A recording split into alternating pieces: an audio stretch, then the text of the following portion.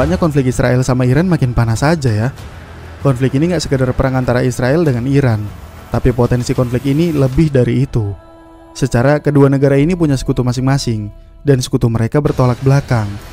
Israel berlindung di balik AS, sedangkan Iran bersekutu dengan blok timur kayak Rusia, Cina, sampai Korea Utara. Bahkan AS yang katanya gak mau ikut campur di konflik ini, sekarang malah ikutan nyerang Iran. Dalam operasi terbarunya, AS menyerang beberapa pangkalan nuklir yang ada di Iran secara terbuka, dan beritanya udah sampai di mana-mana juga. Mendengar hal ini, negara-negara sekutu Iran pun gak tinggal diam. Korea Utara langsung mengecam aksi AS melalui jubir Kementerian Luar Negeri mereka. Selain itu, Rusia juga dengan cepat langsung menerima pertemuan diplomatis bersama Iran melalui Menteri Luar Negeri Iran yang bernama Abbas Araghchi. Di sana, Presiden Vladimir Putin menyebut bahwa tindakan AS untuk terjun ke konflik ini adalah agresi gak beralasan. Sejauh ini, konflik Iran dengan Israel udah berhasil ngebawa satu negara lain untuk terjun ke dalamnya. Siapa lagi kalau nggak AS? Sedangkan negara-negara lain, syukurnya belum ada ngelakuin aksi yang signifikan. Ini semakin menarik sekaligus semakin mengerikan untuk kita ketahui. Kenapa? Ya karena orang ini semua mainannya nuklir. Israel nyerang Iran pada awalnya kan sebetulnya karena orang itu takut Iran bisa ngebangun proyek nuklir yang katanya bisa jadi sangat berbahaya bagi negara-negara di Timur Tengah. Jadi Israel ini mau ngintersepsi Iran lah istilahnya dalam pembuatan nuklir. Ini juga semakin diperkuat lagi karena pada akhirnya AS juga percaya sama Israel dan mereka jadi nyerang fasilitas nuklir milik Iran. Dan yang ngebuat ini makin ngeri adalah potensi hadirnya negara-negara adidaya lainnya di belakang Iran, mulai dari Cina, Rusia, Korea Utara, dan kawan-kawan. Nah, melihat besarnya potensi konflik ini, orang-orang banyak yang nyebut kalau mungkin ini adalah awal dari Perang Dunia Ketiga. Karena kayak yang udah gue bilang tadi, konflik ini gak sekedar konflik Iran dengan Israel. Karena bahkan AS aja udah ikut campur secara terang-terangan. Musuh-musuh AS pun udah pada ngecam kelakuan AS. Jadi makin besar lah ranah konfliknya. Nah, itu kan untuk negara-negara di luar sana. Sekarang pertanyaannya, kalau memang ini adalah awal dari Perang Dunia Ketiga, dan kalau Perang Dunia Ketiga betul-betul terjadi, gimana nasib negara kita? Gimana nasib Indonesia? Dan apa dampaknya bagi kita? Untuk menjawab hal ini, kita perlu membagi dampaknya menjadi beberapa bagian. Untuk itu, langsung aja kita mulai ke dampak yang pertama.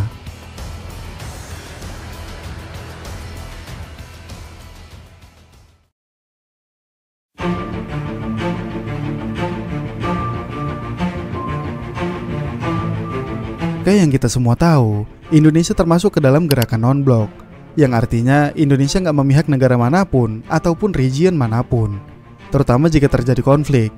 Hal ini setidaknya bisa sedikit menyelamatkan Indonesia dalam peperangan. Kecil kemungkinannya Indonesia akan terjun langsung ke dalam perang, karena lagi-lagi kita ini non-blok. Yang akan kita lakuin adalah menjalin hubungan diplomatis dalam langkah mewujudkan perdamaian. Tapi walaupun begitu, posisi kita yang non-blok ini bisa jadi senjata makan tuan. Karena kan kita nggak memihak negara manapun, yang artinya kita punya hubungan diplomatis yang baik dengan negara apapun. Walau bagaimanapun, Indonesia ini kan bangsa yang besar. Suatu saat, jika Perang Dunia Ketiga benar-benar pecah, setidaknya kita akan tetap ikut andil di dalamnya. Negara-negara yang punya hubungan diplomatis baik sama kita pasti akan minta bantuan sama kita. Setidaknya bantuan pangan dan juga pasukan perdamaian. Jadi keadaan geopolitik Indonesia akan dipertaruhkan habis-habisan kalau seandainya Perang Dunia Ketiga benar-benar terjadi. Dan gak menutup kemungkinan Indonesia malah ikutan perang juga nantinya. Kalau udah mendesak, apa boleh buat? Bahkan Presiden Prabowo sendiri bilang kalau ini memanglah waktu yang sangat berbahaya, karena ini masanya perang nuklir. Bahkan kita yang non-blok aja bisa tetap kena. What does it mean? Masalah Iran nanti Perang Dunia Ketiga. Dan kita sudah non-blok, kita sudah benar. Tapi kalau terjadi perang nuklir, kita non-blok aja kita akan kena. Mungkin yang negara-negara punya nuklir ya, dia matinya lebih cepat. Kita mungkin mati juga, tapi lama kita matinya, ya kan? Benar nggak? Jadi dangerous time. Radiasi nuklir itu nggak main-main loh bro. Hiroshima sama Nagasaki yang baru kena bom ukuran kecil aja efeknya ngeri kali kan dulu. Apalagi nuklir yang ukurannya ratusan kali lipat dari itu. Satu benua pun bisa kena itu.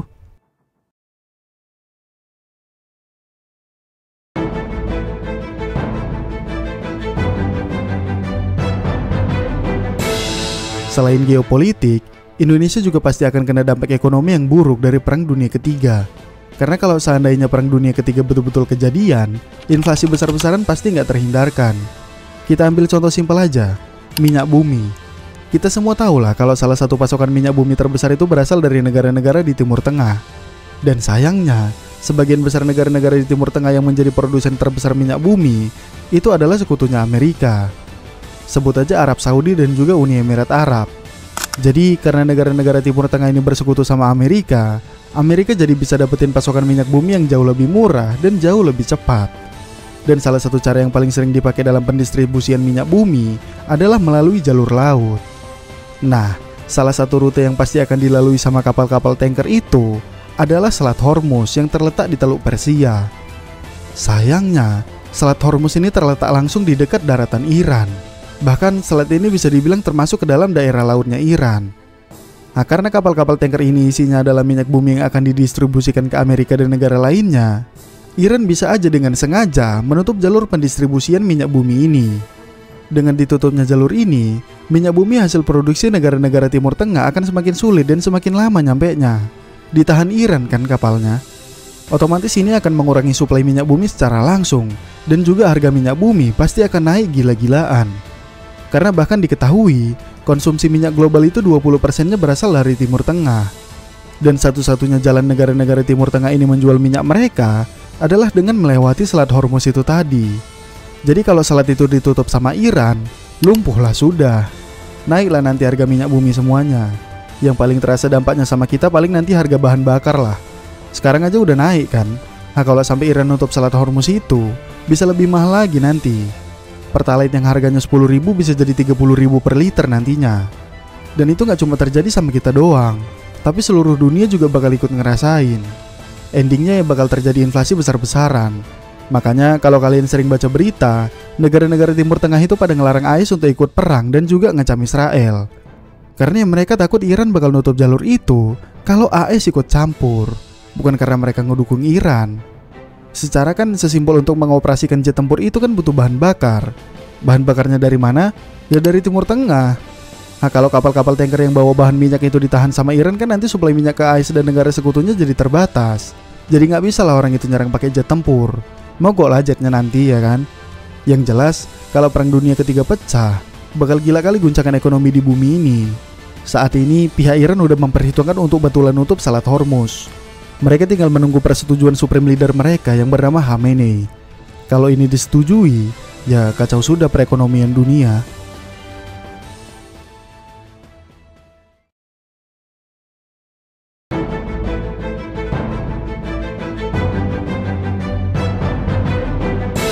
Selanjutnya, mari kita lihat dampak di sektor militer dan pertahanan kita. Sebenarnya untuk yang satu ini agak susah ya untuk kita kalkulasi, karena kan kita non-blok. Tapi mari coba kita lihat kemungkinan terburuknya. Kalau seandainya Indonesia benar-benar masuk ke dalam Perang Dunia Ketiga. Ini jujur-jujuran aja bro, bakal hancur negara kita ini. Memang kekuatan militer kita ada di peringkat 13 dunia, tapi ini sama sekali nggak mencerminkan kekuatan sebenarnya. Karena kayak yang gue bilang tadi, ini udah perang nuklir. Negara kita ini nggak punya nuklir bro. Jatuh aja nuklir itu nggak sengaja kepleset ke negara kita, rata pasti negara ini. Selain itu, militer kita juga sebetulnya nggak kuat-kuat amat. Jumlah personil aktifnya aja yang banyak. Udah itu doang yang bagus. Sisanya masih ketinggalan semua. Lihat aja alutsista kita. Tank kita aja masih banyak yang bekas peninggalan Perang Dunia Kedua. Perang Dunia Kedua itu udah selesai hampir 80 tahun yang lalu. Udah jarak 80 tahun bro, tapi nggak ada kemajuan di alutsista kita. Memang ada sih beberapa tank kita yang baru, tapi ya udah dikit doang. Terus negara kita kan negara maritim, negara kepulauan. Nah, kapal kita aja masih banyak yang jadul. Nggak usah jauh-jauh lah. Lihat aja kapal selam kita. Cuma 4 bro, 4 doang kapalnya. Itu pun semuanya peninggalan Perang Dunia Kedua. Udah jadul kali. Nggak usah lah ngomongin jadulnya. Gini, di Indonesia aja pulau besarnya itu ada 5 bro. Ada Sumatera, Jawa, Kalimantan, Sulawesi, sama Papua. Pulau besarnya aja ada 5, tapi kapal selam kita cuma ada 4. Bayangkan kalian lah itu. Gimana caranya 4 kapal selam itu ngelindungin 5 pulau, coba aku tanya. Selain itu kapal induk juga kita nggak punya, nuklir kita nggak punya, pesawat tempur aja baru dipesan. Kacau kan?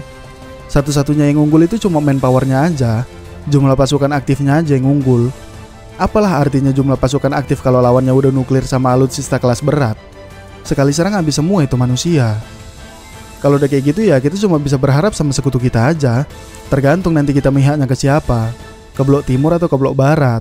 Kalau blok timur ya kita dibantu sama Rusia, Korut, sama Cina. Kalau blok barat ya kita bisa dibantu sama AS dan ante-antenya, sama NATO juga paling. Udah itu doang sumber kekuatan kita. Gak bisa kita bergantung sama kekuatan militer kita sendiri. Belum bisa lah lebih tepatnya. Belum siap kita kalau perang sekarang. Jadi ya udahlah, stay non block aja kita. Gak usah ikut-ikutan perang.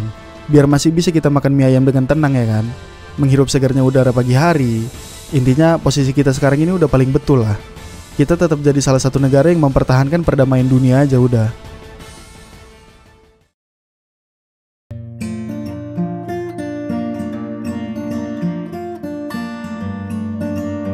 Itulah dia sedikit gambaran kalau perang dunia ketiga betul-betul terjadi dalam waktu dekat.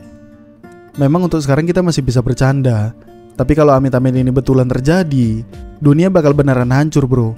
Bukan hancur dalam tanda kutip lagi, tapi bener-bener hancur. Nuklir adalah senjata paling mengerikan yang pernah diciptakan umat manusia. Di tempat kita berpijak saat ini aja, setidaknya udah ada puluhan ribu batang nuklir yang bisa diaktifin kapan aja. Peran negara-negara adidaya sangat penting di sini. Kalau mereka lepas kendali ya selesai sudah. Meluncur aja satu nuklir sebagai permulaan, percayalah, gak butuh waktu lama untuk kiamat buatan manusia beneran terjadi. Indonesia memang bangsa yang besar, tapi sebesar-besarnya bangsa ini, kita juga harus sadar diri. Kekuatan militer kita belum sekuat itu untuk menghadapi perang sebesar ini. Jadi daripada jumawa, mending kita hidup tenang aja udah gak apa-apa. Gak perang juga gak rugi kok. Gak ngejatuhin marwah bangsa kita juga. Gimana menurut kalian? Silahkan tulis pendapat kalian di kolom komentar.